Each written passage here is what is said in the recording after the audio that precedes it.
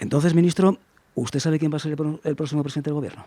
No, yo no lo sé todavía, no sé quién ha ganado las elecciones y evidentemente pues yo espero que Mariano Rajoy sea presidente del próximo gobierno de España.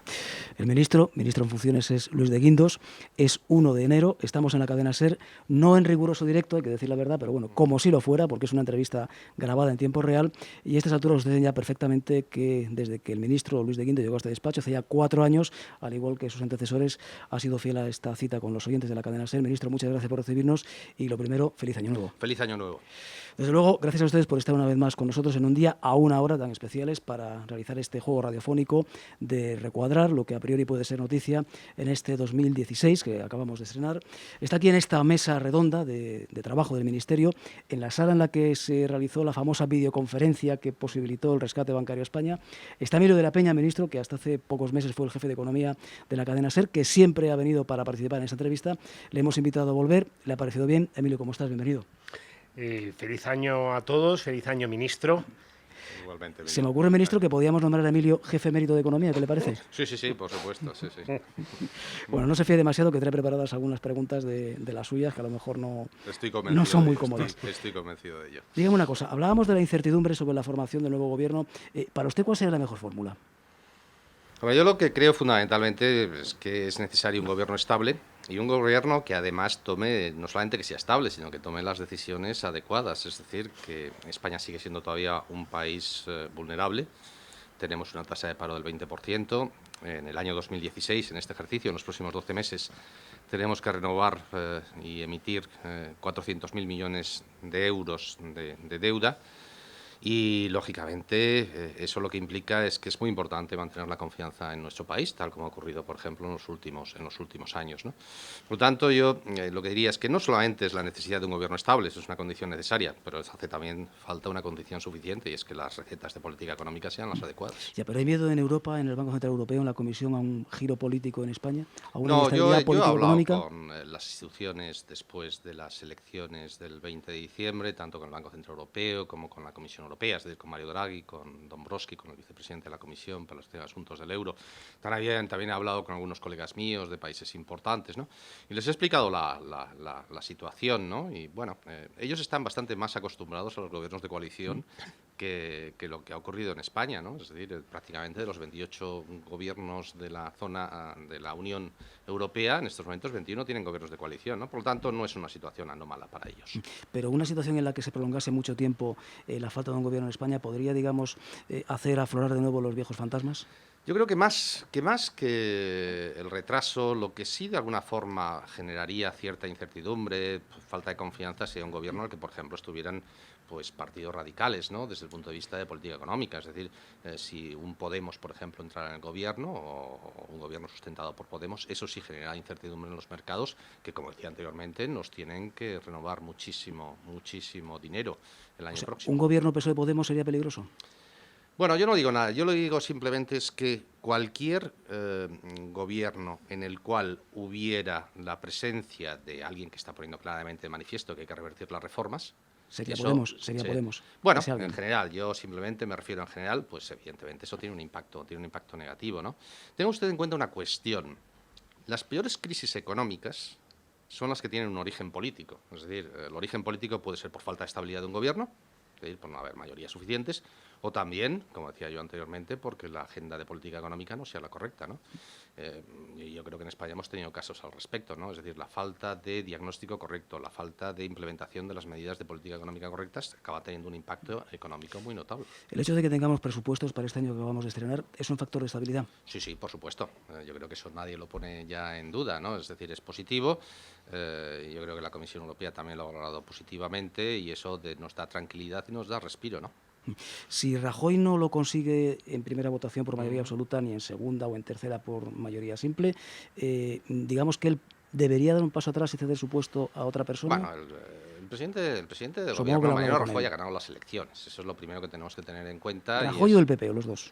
Bueno, el Rajoy y el PP, es decir, Rajoy como es el cabeza de cartel, ¿no? del Partido Popular, es su candidato, ¿no?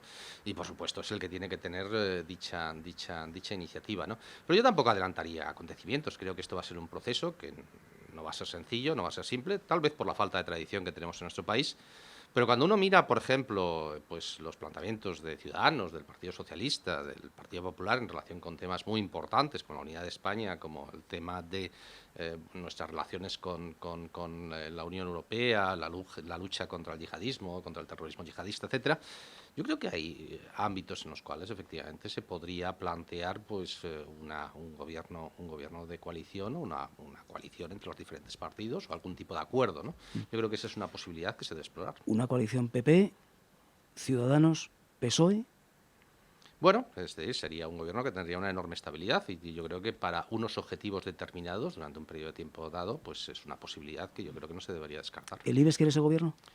Yo no sé lo que es el IBEX. A mí nunca me ha entrado por la puerta del ministerio del IBEX. No sé en lo que piensan al respecto, pero no tiene por qué ser una opinión. Es una opinión importante, la de los presidentes de las grandes empresas españolas, pero en absoluto, a mí no me han dicho, no me ha llamado ningún presidente del IBEX desde el 20 de diciembre. ¿Y unas elecciones anticipadas serían lo peor?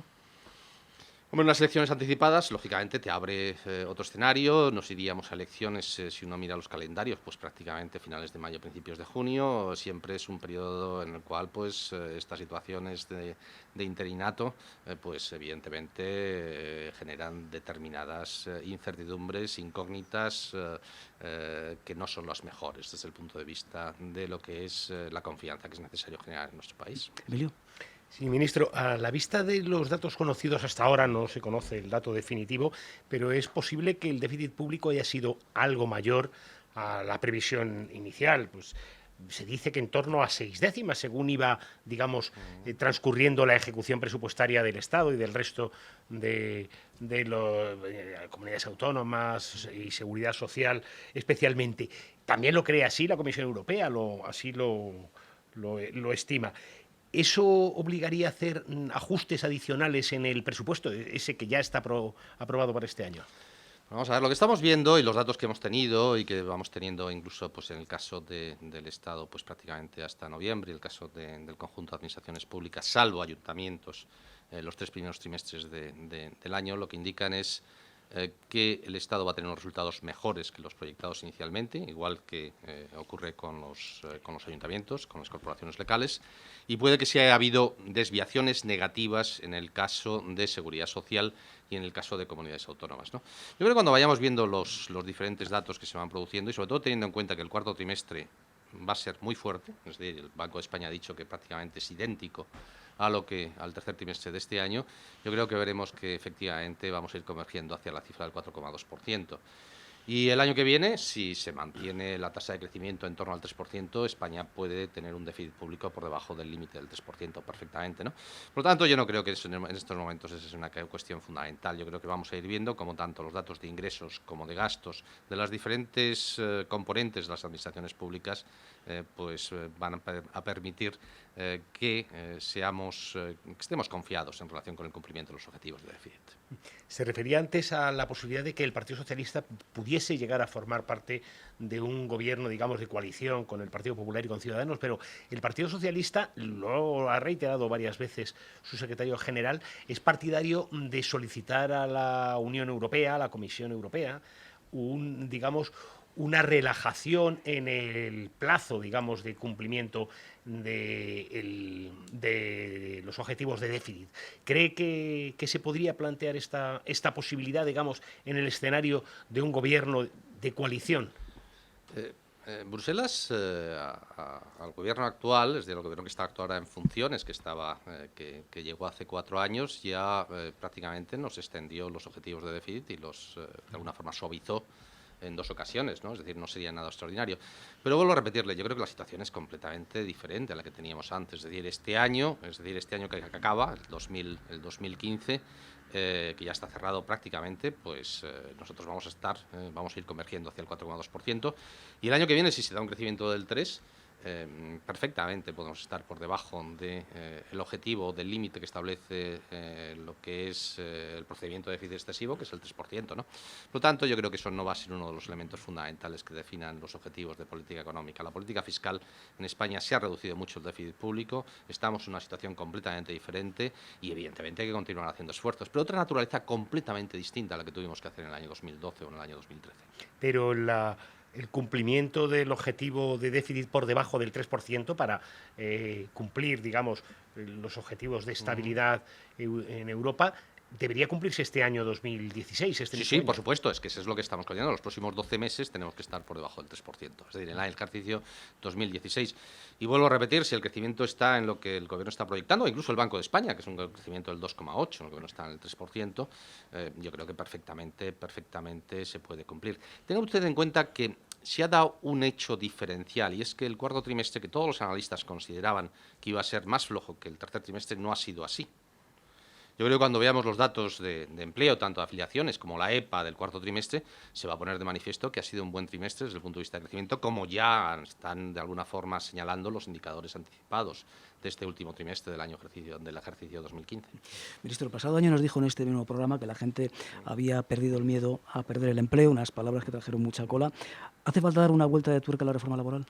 No, yo lo que dije es que la gente había perdido el miedo a perder el empleo que tenía en el año 2012, cuando se hablaba, o en el año 2011, cuando continuamente se hablaba de la recesión. Y eso además se demuestra, si uno ve el índice de sentimiento económico, se ve que alcanza un mínimo a mediados del año 2012, y a partir de ahí, el índice de sentimiento económico que elabora la Unión Europea, a partir de ahí empieza a repuntar. Es decir, eso hay una mejora clara desde el punto de vista de confianza, ¿no? Y bueno, la reforma laboral lo que hay que hacer es completarla con políticas activas de empleo. Es decir, nosotros tenemos, por ejemplo, le voy a decir lo que a mí me preocupa desde el punto de vista laboral. Primero, en primer lugar, que tenemos una tasa de paro por encima del 20%. En segundo lugar, que prácticamente 2/3 del total de parados son parados de larga duración. Y en tercer lugar, la temporalidad del mercado laboral. Esas tres cosas me preocupan. También, bueno, el paro juvenil, pero el paro juvenil está muy ligado también a la temporalidad, ¿no?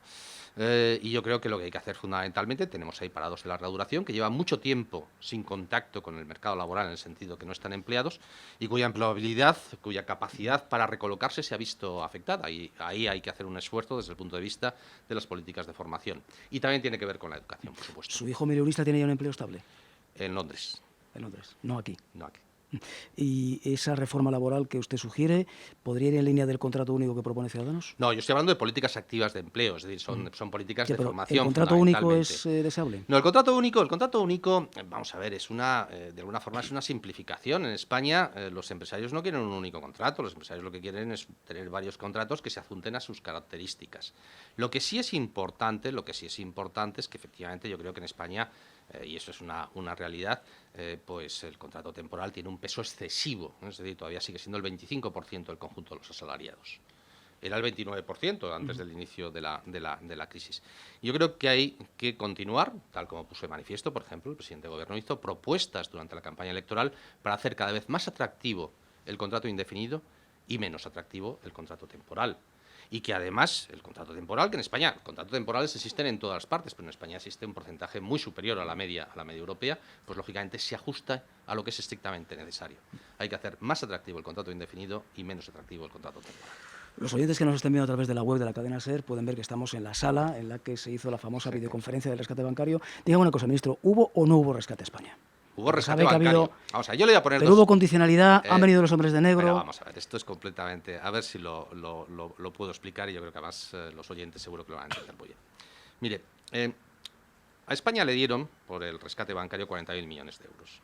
A Portugal, que es una economía que es aproximadamente 6 veces más pequeña que la de España, le dieron 78.000 millones. Es decir, que si hubiera habido rescate completo, a España no nos hubieran dado 40.000 millones. Hubiéramos necesitado entre 400.000 y 500.000 millones de euros. Punto número uno. Punto número dos. La condicionalidad es pública. La condicionalidad únicamente afectaba al sector bancario. Y había una condición que era la fundamental, si me permite usted ya para simplificar y en retrospectiva, que desaparecieran las cajas de ahorros. Tal cual. Tal cual. Sí. Me gustaría volver al tema digamos, del déficit y de los contratos. Antes recordaba cómo la Seguridad Social era la administración, junto con las comunidades autónomas, que más problemas tenía cumplimiento de déficit. Este año, como ha ocurrido otros años, bueno, este año, el año 2015, como ha ocurrido otros años, va a tener problemas, cuando se conozcan los datos definitivos, para cumplir el objetivo de déficit y para incluso recaudar lo que inicialmente se había previsto. ¿No es posible que esa, digamos, debilidad recaudatoria de la Seguridad Social, cuando está aumentando el empleo, se deba a los bajos salarios que se están yo creo que contratando ahora? yo creo que hay varios factores, es decir, también los salarios o las pensiones que están percibiendo la gente que se ha ido, las personas que se han ido jubilando, han sido relativamente más altas. Pero el problema fundamental a corto plazo del sistema de seguridad social en España es que todavía llegamos a tener prácticamente 3 millones menos de afiliados que en el máximo que tuvimos en el año 2008. Es que todavía nos faltan 2 millones de afiliados. Es decir, con 2 millones de afiliados más, las cuentas de la Seguridad Social estarían en otra situación completamente diferente, y también las cuentas del conjunto de las administraciones públicas españolas. Porque, entre otras cuestiones, con 2 millones de afiliados más, eso lo que supondría es, en un periodo de 4 años, que la economía española pues habría crecido pues prácticamente por encima de un 10% en ese periodo. Un 12%. Y eso lo que supondría en última instancia es que habríamos no solamente recuperado el nivel de renta y de empleo que teníamos al principio de la crisis, sino que incluso habríamos recuperado lo que hemos dejado de crecer, y que siempre normalmente una economía como la española tenía que crecer, durante los 5 o 6 años de crisis tan dura que tuvimos al respecto, ¿no? Por lo tanto, ese es el objetivo fundamental. Ha habido partidos que han propuesto un impuesto. Vamos a ver, un impuesto no garantiza. Un impuesto tiene que salir de la renta, tiene que salir en última instancia de la actividad económica, porque se gira sobre una base imponible. Lo que efectivamente garantiza el futuro de la seguridad social en el corto plazo. Después hay otros factores demográficos, que en España se han tomado muchas medidas, incluido el gobierno anterior, que retrasó la edad de jubilación, es el empleo, es el incremento de la afiliación. Ese debe ser el objetivo fundamental. Eso es lo que nos garantiza las pensiones, sin duda.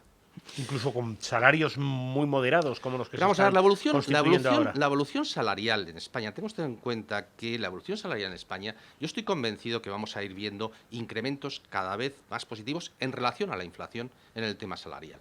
Hay que tener en cuenta que fundamentalmente, tras una crisis como la hemos tenido de 6-7 años de destrucción de empleo, la desconfianza de las empresas es enorme. Es enorme. Y yo estoy convencido que a medida que vaya avanzando el ciclo económico, si se mantienen estos crecimientos en el torno del 2,5-3% durante los próximos años, tanto la calidad como la evolución salarial van a ir al alza y se van a ir ajustando cada vez a la productividad. España en estos momentos tiene 2 características positivas su economía. Uno, es competitiva, eso se ve por los datos de balanza de pagos. Es decir, de media, España, sin incluir el turismo, ha exportado en los últimos 12 meses 25.000 millones de euros, más de 25.000 millones de euros mensuales. Y por otro lado, hay flujos de crédito. Es decir, empiezan los bancos a dar crédito, que eran uno de los problemas fundamentales que teníamos hace 2 o 3 años. Me acuerdo cuando ustedes me preguntaban continuamente hace 2 o 3 años, ¿cuándo van a empezar los bancos a dar crédito? Bueno, los bancos ya están dando crédito. Esos 2 factores están detrás de la recuperación y están detrás de la generación de empleo.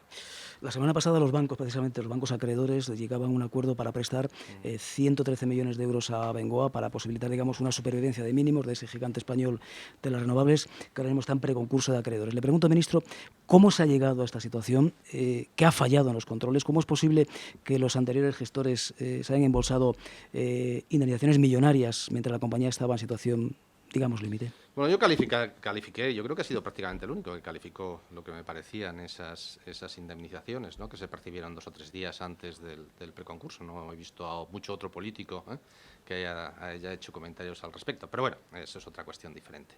Yo creo que ha habido un error de gestión. Esto siempre al final es un error de gestión, de exceso de endeudamiento. Yo estoy convencido que Abengoa va a continuar.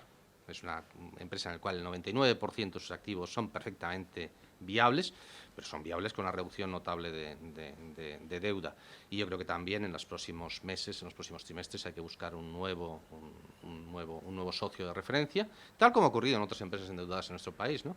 Y por ello, cuando efectivamente se ajuste el nivel de deuda, el nivel de apalancamiento que dicen los financieros, el nivel de endeudamiento y de deuda la misma, que es prácticamente, el otro día nos decían que estaba próximo a los 20.000 millones de euros, y que entre un nuevo socio y que los bancos hagan un esfuerzo desde el punto de vista de la reconducción de esta deuda, estoy convencido que Abengoa continuará siendo una empresa importante en España y también importante fuera de España, que es muy importante fuera de España. El tiempo pasa, ministro. Cataluña.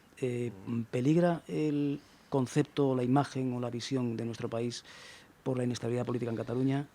¿Puede ser un elemento negativo para la proyección de España en este 2016? Bueno, lo que está pasando en Cataluña, lo que vimos el otro día, ¿no?, de este empate, ¿no?, es decir, que es una situación curiosa, pues desde luego, desde cualquier punto de vista, yo creo que me parece, yo lo calificaría como patético, ¿no? Es decir, que el gobierno de la Generalitat Catalana, que es una comunidad autónoma importantísima, importantísima, en España y en Europa, dependa pues de este tipo de circunstancias, de este tipo de avatares, me parece de todas formas que aquí hay algo que se ha hecho bastante más y espero que bastante mal, perdón, a lo mejor seguramente, aquí me ha fallado un poquito, ¿no? Ha hecho asociación de ideas inmediatamente, pero yo lo que le puedo decir es que es triste, es patético que en estos momentos en Cataluña estemos dependiendo de la decisión de un partido que es un partido antisistema, que es un partido que quiere sacar a Cataluña de España, de la Unión Europea, de la zona euro y de la OTAN, y no sé de qué mal sitio, no sé si lo quiere sacar también del mundo, ¿no? Pero bueno, no me extrañaría lo más mínimo. Ministro, ¿dónde se ve usted cuando deje este ministerio? No lo sé, no tengo nadie ni le ha idea, tentado. no tengo ni idea. Yo tengo una ley de incompatibilidades, yo lo que estoy es satisfecho porque creo que mi sucesor o sucesora va a encontrar una situación mucho mejor que la que yo me encontré, una economía creciendo al 3,5, con un superávit de cuenta corriente balanza de pagos, creando 600.000 puestos de trabajo. Los datos que vamos a ver de empleo del cuarto trimestre van a ser buenos. Y bueno, y esa es una satisfacción desde el punto de vista personal. Quedan cosas por hacer, por supuesto que queda muchísimo por hacer en España, ¿no? Pero no tengo ni idea, es decir, yo no me voy a ir ni a ningún consejo de administración, ni a ningún banco. Bueno, siempre podré volver al Instituto de Empresa, ¿no? Que es de donde venía. Y una previsión para este año. ¿Quién va a ganar la Liga? ¿Su Atleti? Bueno, no está mal el Atleti este año. Yo espero ¿O el Barça de Emilio? Bueno, el Barça la verdad es que está muy fuerte, ¿no? Pero el Atleti, bueno, este año otra vez estamos ahí. Estamos ahí. Solo una pregunta que se me había quedado para preguntarle.